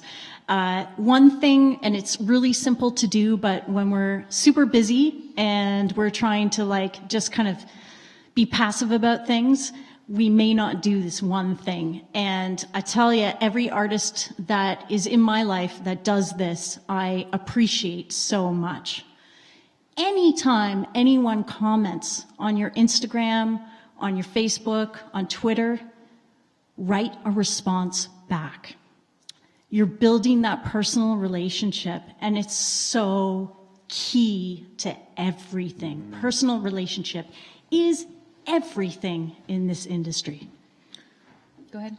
To elaborate, which I agree with 100%, stewardship is what this is about, right? And I'm gonna slide into your DM anytime you communicate with me via my company channels, because that's what you do in real life to people who you want to stick around, right? And whether I'm working with a musician or a corporate client, the first question I'll ask them when we engage in marketing plan paradigms, I'll say to them, what do you do anytime that you have a customer that you serve? And let's call our friends customers, because we could, right? We understand the money changing hands moment that makes that sort of thing a thing. Nothing. No thank you card. No Facebook post tagging them and thanking them for the collaboration, showing off the thing you did together. No, nothing. No, you're in trouble. To your point, every person deserves a thanks for the follow, direct message. Imagine the person who reached out to you with the like or the whatnot, and gets that moment back. It's literally 15 to 30 characters that takes you no time to type and send. Mm-hmm. And that's the point of what you're saying and what you're saying. And that's how you actually grow loyalty, is by giving a shit and thanking them for taking the moment, because it only takes you a moment. And if you collect 1,000 moments, you might have an hour of time, and all of a sudden you get 1,000 people in your corner. Mm. That's simple math. Yeah. And no one does it. Back to that cup of sugar no one's asking for. It is easier than ever to grow a fan base by simply acknowledging their moment of recognition, by giving them a moment back, and that's amazing. I send Christmas cards to all my clients every year. I go through all my invoices, I pay attention to everyone I've worked with, and I sit down and I write, you know, often it's a brief Christmas card, but, you know, it's something personal. I handwrite it, and my writing is atrocious, so it actually takes me a lot to like sit down and do it. I hope people realize. But it means something to me, and it's not necessarily Christmas. I call it a holiday card because not everyone celebrates, all that kind of thing. It's just a reminder that, you know, I really do appreciate working with people throughout the year. It's part of my livelihood, and it matters, so. I have to add something to that because, oh my gosh, that's so good that you do that, because I thought I was totally cracked. But every Christmas time, I make ginger chocolate chip cookies, and I'm known for these cookies. And I send them all over the world, and it's my way to say thank you too. And it helps a lot, especially with the relationships that you've built in the industry, just to help them feel appreciated. I also, anytime I'm negotiating on behalf of a client or communicating on behalf of a client with, say, a presenter or a festival, something like that, I'm always, the first thing I say is, you know what, thanks so much for thinking of us, for, you know, our group, whoever it is I'm working with, they really love coming out to perform for you and your community every time. And that's something that isn't said a lot of the time. And on that note of thank yous, I think it's really important that we also thank each other. I've been the person the artist has forgotten to thank on stage, and, you know, it hurts. It does hurt. So recognizing not only your listeners, but your fellow collaborators and everything that people are doing for you, it really helps to, you know, strengthen that community. And I tell you, when I'm thanked, I really, really, like, I've got some clients where I will stop whatever it is I'm doing, whether it's Thanksgiving, Christmas, whatever. I'm in the grocery store, I will stop and take their call because I know they appreciate it. Yeah. I would just add to that, I mean, this is all great, wonderful stuff. We also write handwritten thank you notes to presenters, and, you know, have built a lot of loyalty that way. And, you know, we play at many of the same places over and over again, wonderful venues, because they've become family to us, a lot of these places. And then also supporting other artists, you know, being interested in what they're doing and helping them find connections is also really important in terms of building trust in a broader way. Mm-hmm. So we have an online question, our first for the evening. And first I want to say that Roz's cookies are killer, guys. I'm really blessed to be among the recipients of those cookies. Katie Power is wondering if you can touch on email marketing systems, if they're important, how often that artist or whomever should be sending emails out, what content people want, and the best way to bring people into those email marketing systems. May I? Yes, please. This is called content marketing. Who's heard of content marketing? It sounds like an anal exam. Like it's so clinical sounding and cold and not deadly at all. But what it is, in terms of how it works, is that you use your website to create the stories, whether it's a vlog or a wall of text or a photo with a caption. Whatever allows you to create content for your site is the nucleus of what you need to do. Here's why. Because the way that the internet works is that the more you inject your website with fresh content, the higher in the ranks you rise organically when people are searching for keywords like the ones that are in the copy that appear on your site. That's how it works, okay? So if you want to grow rank and get more and more people to stumble upon you, feed your site. And what better to feed your site with than the stories, again, long or short, rich media or walls of text, whatever you want to do. Then you use your social media and your e-marketing platforms to bring people back to those stories.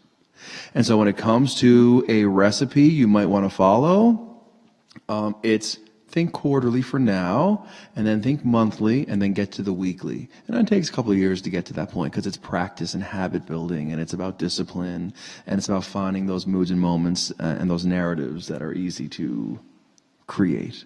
to conjure, right? And so it's important in an email marketing lens, starting quarterly, to start off, here's the recipe that we follow. Every month, DC Top 5 comes out, and we have grown over the almost 10 years this year, our company is, which is insane to me. But we have a really big email list now, which is great. And so the recipe is me sending a little paragraph of like, that's reflective of the month that we're in, and then inviting people to enjoy the 5 things below.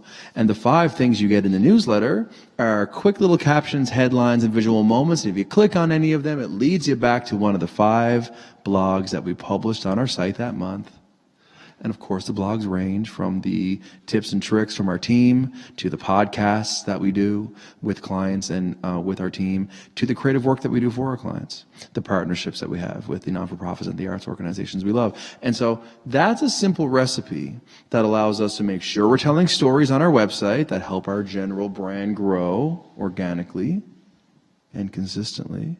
And the email is the way to bring people back to those stories on a consistent schedule, and back to the idea about the signing up and leaving your name at the shows is critical times, because that is how you walk away with 10 to 15 to 20 people every show to add to your mailing list and grow, and that's how it goes. And so high level content marketing, that's the game. Tell stories on your site, use your social media posts and your newsletter to bring people back to those stories, and to use every opportunity you can to authentically harvest email addresses.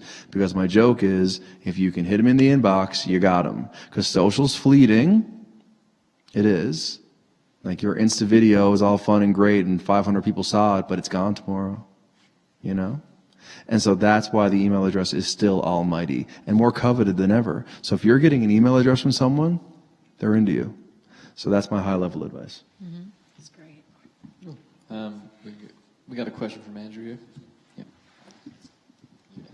Hey, I was just wondering if there's anything specific that you would give advice to somebody not an artist, someone coming in, say a photographer that wants to go on the road, or a tour manager, any specific advice that you would give them with marketing themselves or approaching artists?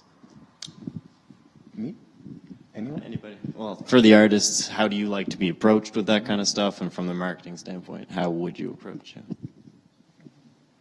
I'd say from an artist management point of view, we love when someone takes an interest in our artists, because there's like a reciprocity that happens. If you're willing to invest in us, then we're willing to invest in you. So we're always looking for photographers or videographers who want to identify themselves and work with us.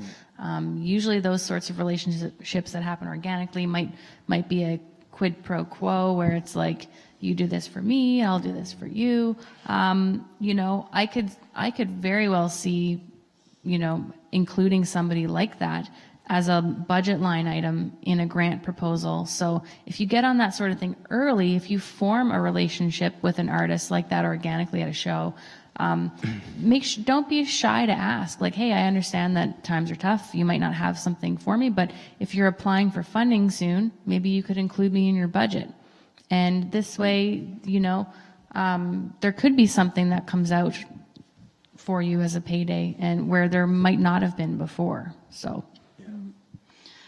all of those relationships are about trust. So for me, when I'm working with a photographer in particular, I'm kind of testing them when I first meet them. And I'm testing them to find out whether I can trust them, but not only that, whether they really believe in what I do. Because it's a partnership. If it works well, I'm going to work with that person for years to come. So some of the things that I do in my tests, not being, you know, vocal about it, but, you know, are they liking my posts?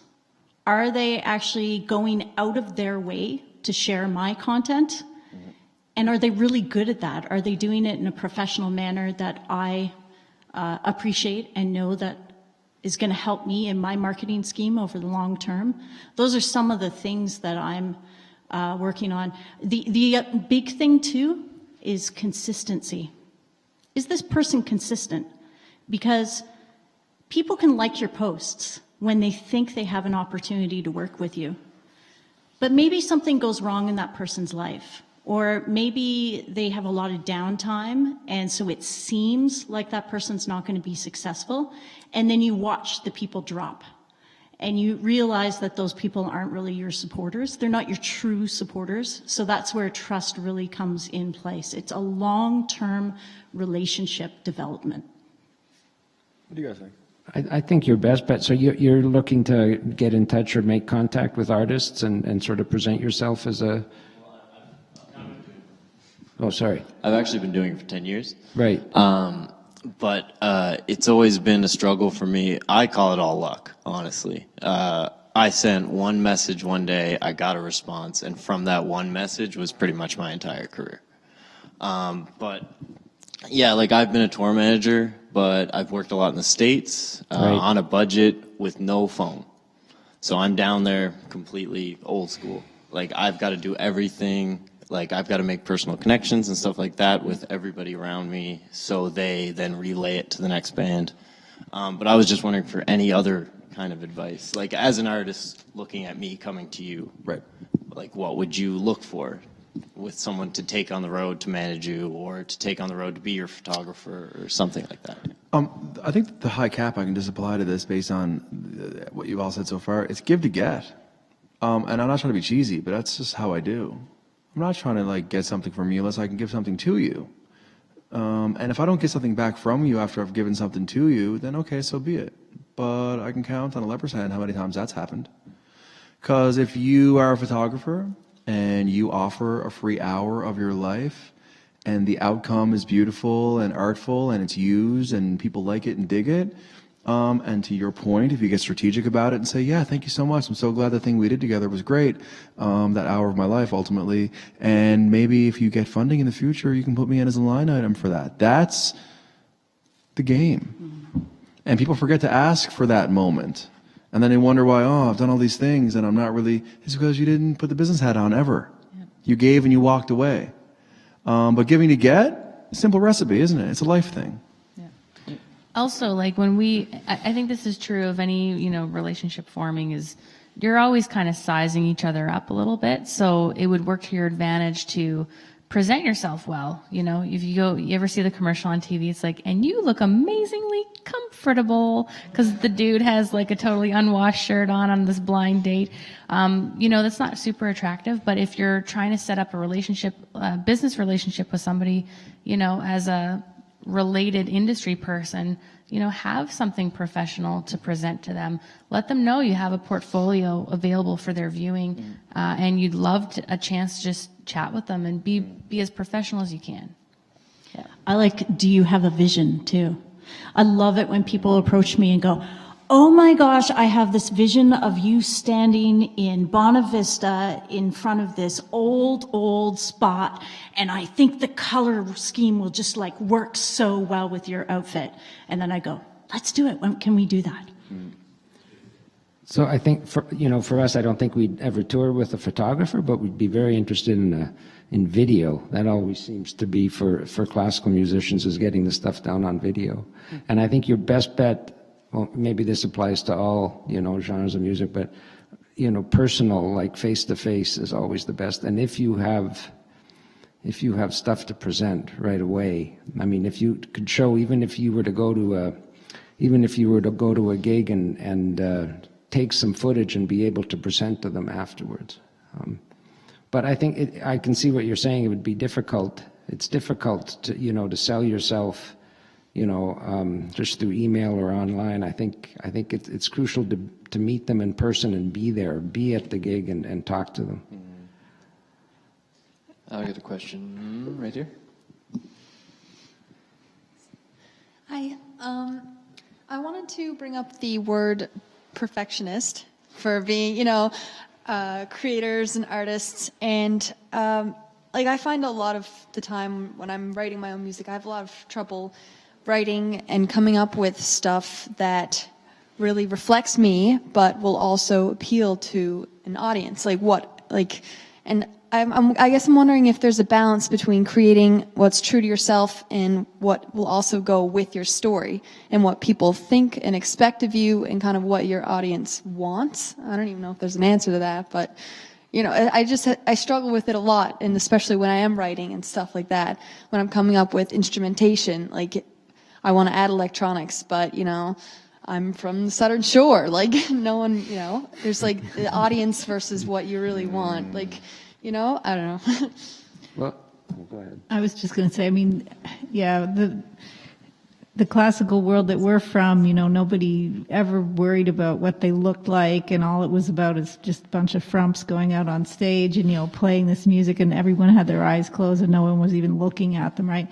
And that world has totally changed, and so we've been really challenged by trying to become more visual and thinking a little bit more about our appearance, especially for photo shoots and things like that. When we perform, it's really important that I'm comfortable like I refuse to wear high heels anymore when I play because I just can't play well. But those are the same kinds of things, you know, I might look better wearing high heels to people in the audience, but I'm not going there because I won't be able to play, right? So, yeah, I struggle with those same kinds of things all the time still, like to being true to yourself, but yet trying to fit in a world that's become increasingly visual and market-driven and social media-driven, all of those things, which are incredibly important. I'm not saying they're not, and we have to go there, but it's a challenge for sure. And you shouldn't let go of, you know, what you think your true, like, your true dreams are artistically. Like, you should always hold on to them. I mean, you're going to be challenged to do things a certain way, to present your things a certain way, to write music a certain way, to play music a certain way.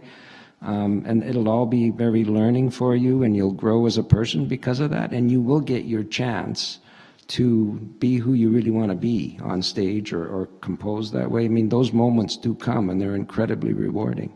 But we have colleagues who are, well, not colleagues, but friends, you know, artists, that just get so stuck in, you know, they want to do things a certain way just because they believe, you know, so strongly that that's who they should be, that they never make it on stage, or that they never release their recordings, and no one knows about them because they refuse to you know, to take the challenge of marketing, and they just refuse to take that step. So I think it's good. Sometimes you make a mistake. I mean, that's the thing. Like, you take a risk, and you go out on stage and in high heels, thinking it's going to be fine, and you discover you can't play. Like, you know, there's always things that all you can be doing is just doing your best each time and trying to be true to yourself and sort of try to fit in the fact that you're asking that question shows that you're on the right track anyway. So.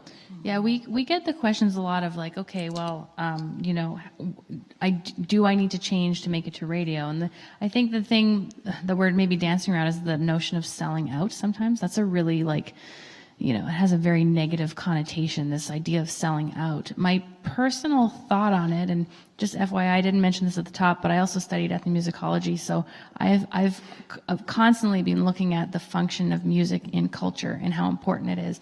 I'm fully aware of you know, the emotional capacity that music has.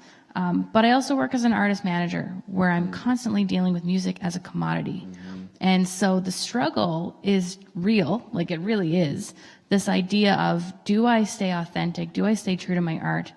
But do I change things to make myself more commercially viable?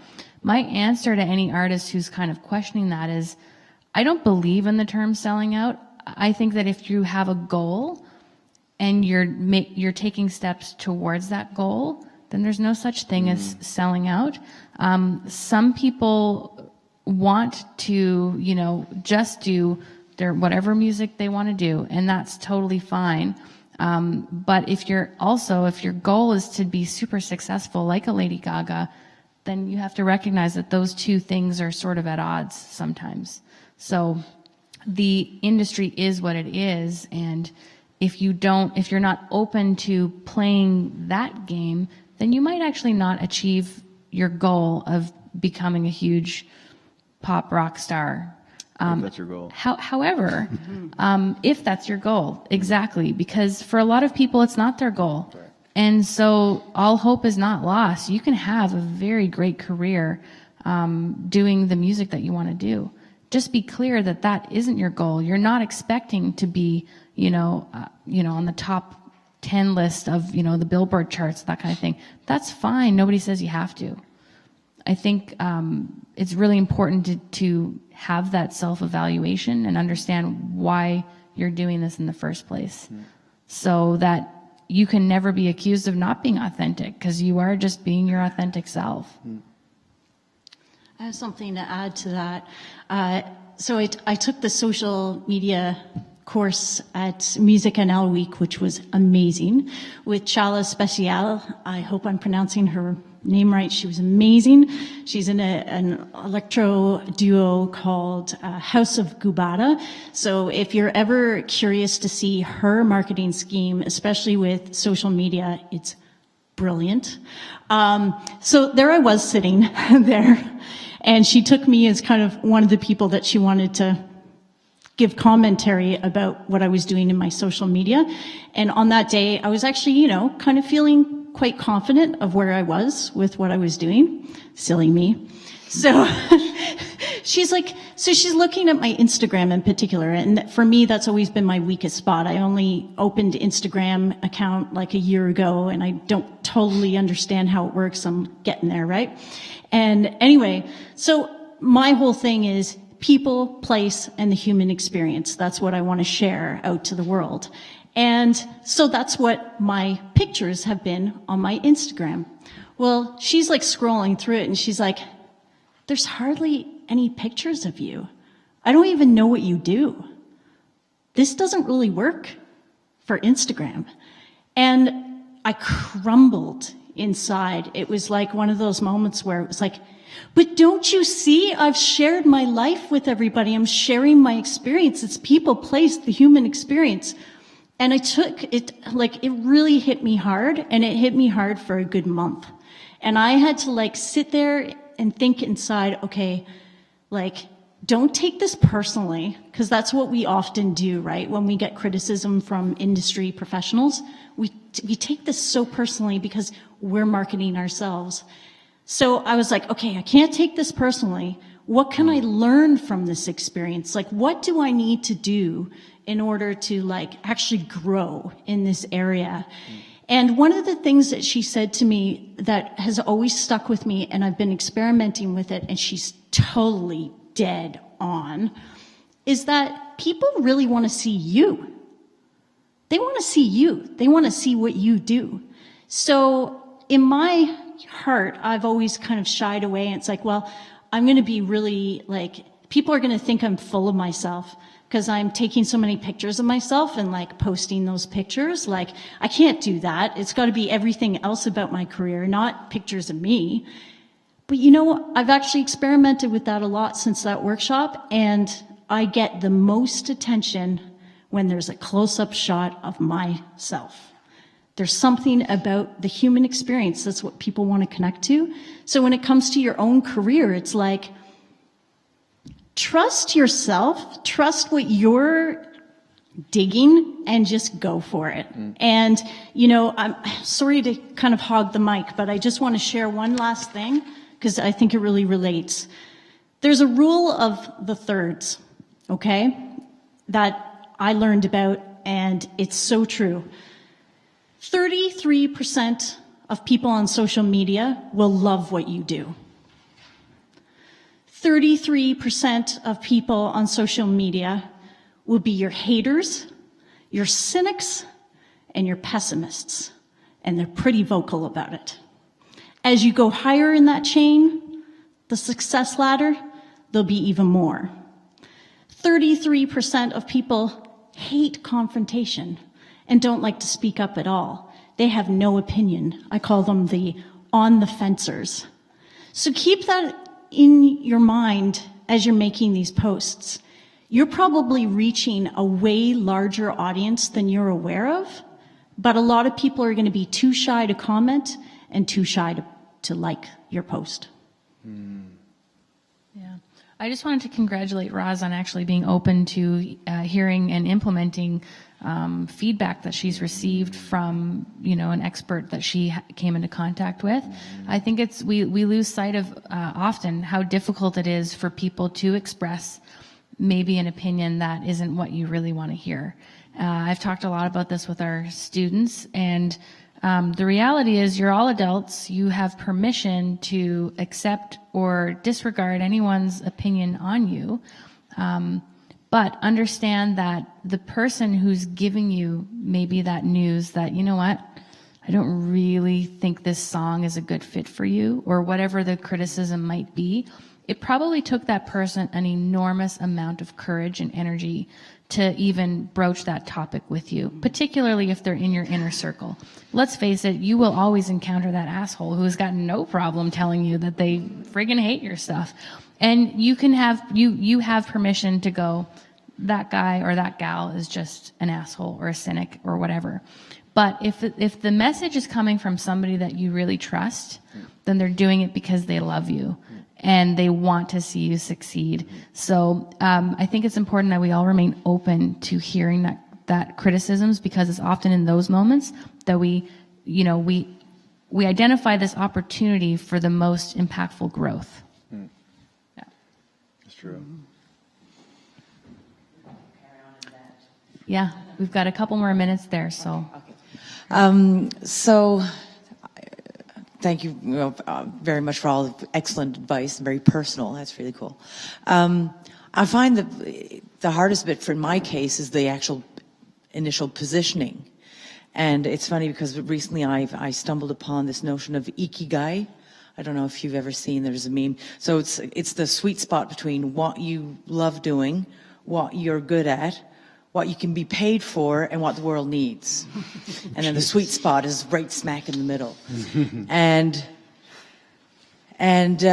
So yeah, I mean, I used the opportunity, and I mean, it obviously was a sad event, but Aretha Franklin passed away, and I did a few tribute shows and that with a wonderful group of people, and in a great venue. And so now I'm after doing the sort of jazz and in French, so it's like, okay, so I've been doing the French stuff. Now I was living 10 years in Paris, never sang in French, and now I'm in Newfoundland, I'm singing French. So because I'm part of the French community, but at the end of the day, the market isn't really there. And then, and I do enjoy jazz and the improvisation, the freedom it gives. But then you're not totally in the right context, because there's a question of finding, do you have people with you who have enough time to be rehearsing? And there's so many factors that it just gets so confusing. Now, I'm having people say, oh, the Aretha stuff, which is like the old funk and soul that I was doing way back when I used to live in England. I was like, oh, and I'm just completely confused. Yeah. So it's kind of, so I guess, I mean, you obviously can't answer for me, but it's like, yeah, like how do you figure that out, and how do you finally, finding that sweet spot between what people want, what you're good at, what you love, which isn't always the same thing, and then having to pay the bills and this and. I recently was looking at some branding stuff, and somebody said to me that, we are all very complex humans, and that's an impossible thing to really relate in a very succinct brand. So oftentimes we do have to boil ourselves down to a couple of things that is more easily digestible by the public. So I think maybe you're on a bit of an identity finding quest at the moment. And, I think paying attention to what people are remembering you for is key. And also what you enjoy and want to do, because that's the most important thing. Do you really want to be doing, impersonating Johnny Cash night after night after night? If that's not really what you dig, maybe not. But I think maybe it's just a little more soul searching for you. Yeah. I could just quickly add, like, high level. You definitely have been able to articulate your challenges, and yet you have this funk soul backdrop in your life, and people are responding to that via the Aretha shows. There's nothing stopping you in the middle of your funk show that is ticking 3 of those 4 boxes to do a French number and to expose moments of what you love in amongst the tapestry of what people are responding to. So there's nothing stopping you from bringing in those bits into the room that's filled because you're doing a certain thing. It's the cover band, original band dichotomy, isn't it? Every cover band is full of people who play a bunch of original music, and they're on stage, and on the set break, they're sipping there being like, oh yeah, they're all coming out now to hear, you know, Jenny and Jesse's Girl, but they wouldn't hear my... But if you actually throw in an original tune a couple of times a night, that's how you train the people who showed up for the superficial to invest in the artist within. And then, of course, your job is there in the moment. You have to be kind of keeping your head up and paying attention to how people are reacting.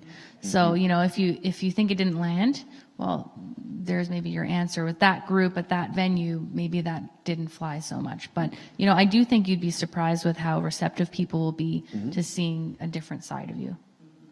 Yeah.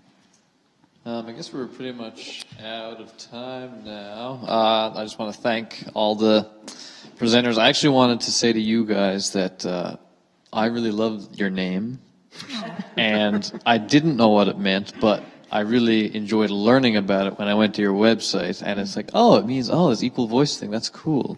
And it's from Beethoven, which is, you know, I like trivia and I like to learn things, so I really appreciated that. I'm probably only like 4% of the population, but I really appreciated it. Thank you very much. Thank you very much. And also, having a stylist is worth it. Your pictures are beautiful. So. Oh, thank you. I'm sorry I don't have things to say to the rest of you. You better think of something quick, because... I'm expecting it. No, but thanks so much to everybody. All the presenters, can we get a big hand for them?